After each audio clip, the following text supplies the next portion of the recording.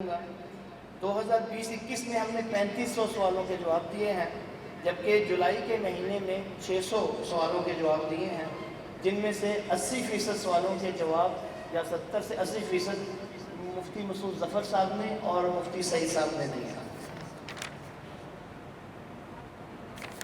ایک تھوڑا سا اعلان تھوڑا آگے چلنے سے پہلے،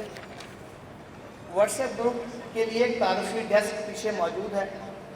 اور جو احباب اس گروپ میں شامل ہونا چاہیں صرف سوال جواب کی غرض سے اور اس کے علاوہ کوئی نہیں، وہ اپنا نام نمبر دے سکتے ہیں، ہم ان کو واٹس ایپ گروپ میں شامل کر دیں گے، اور اسی گروپ میں جو احباب اپنی وہاں جمع کروائیں گے پرچیاں پورا اندازی ہوگی، تو مجلس تحفظ سنت کی طرف سے 3 کتابوں کا سیٹ ان کو دیا جائے گا۔ آخر میں ہمارا منشور کیا ہے، ہمارا مینیفیسٹو کیا ہے؟ مجلس تحفظ سنت پاکستان کا بنیادی ہدف ہوگا کہ مجلس سے وابستہ افراد کو مستند دینی معلومات اور روزمرہ مسائل کے شرعی حل اور اختلافی امور میں راہ اعتدال سے روشناس کرایا جائے۔ مجلس تحفظ سنت پاکستان خالصتاً دینی گروپ ہے جس کا کوئی سیاسی ایجنڈا نہیں ہے۔ مجلس تحفظ سنت پاکستان کی امتیازی حیثیت اعتدال اور توازن ہے،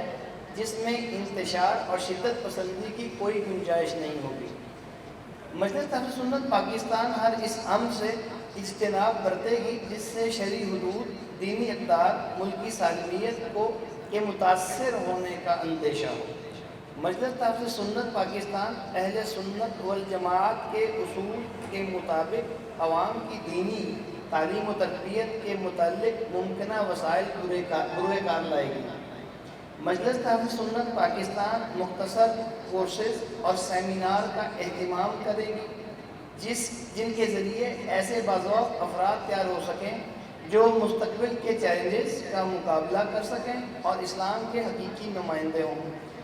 مجلس Tahaffuz Sunnat Pakistan social media apps, WhatsApp, Facebook, YouTube, VIP، Telegram, Signal وغیرہ کے ذریعے عوام الناس کی آسان اور بروقت دینی رہنمائی کا اہتمام کر سکے اور جو لوگ فتن پھیلاتے ہیں ان کا بروقت تعاقب کیا جا سکے۔ مجلس تحفظ سنت پاکستان درس قرآن حدیث،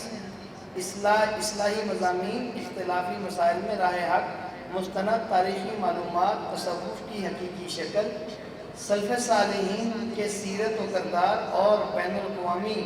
اور قومی حالات حاضرہ جیسے اہم موضوعات پر مشتمل مختصر آڈیو کلپس کے ذریعے عوام کی دینی رہنمائی کا اہتمام کرے گی۔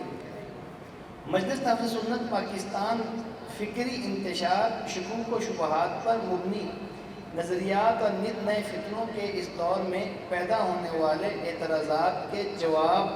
مختلف شعبوں کے متخصص اہل علم و ہنر سے دلوانے کا اہتمام کرے گی۔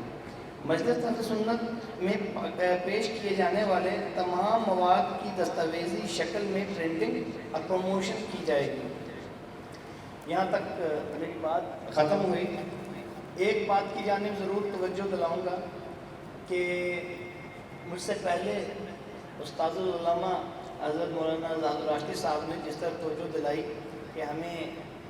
جو قائدین آئیں گے بعد میں ان کے لیے ہمیں میدان ہموار کرنا ہے، ہمارے بھائی نے بھی بات کی کہ اس کے لیے ہمیں تیار ہونا ہے، تو میرا خیال ہے جو مفتی مسعود صاحب نے یہ گلدستہ تیار کیا ہے مختلف مسالک کا اور مختلف لوگوں کا، یہاں پر یہ تیار ہیں اور اس کے لیے میدان ہموار ہو رہا ہے۔ بنیادی طور پر اخلاقی تربیت کے لوگ بھی موجود ہیں اور میدانی تربیت کے لوگ بھی موجود ہیں، بس ان کے ساتھ شامل ہونا ہے۔ السلام علیکم و رحمۃ اللہ وبرکاتہ۔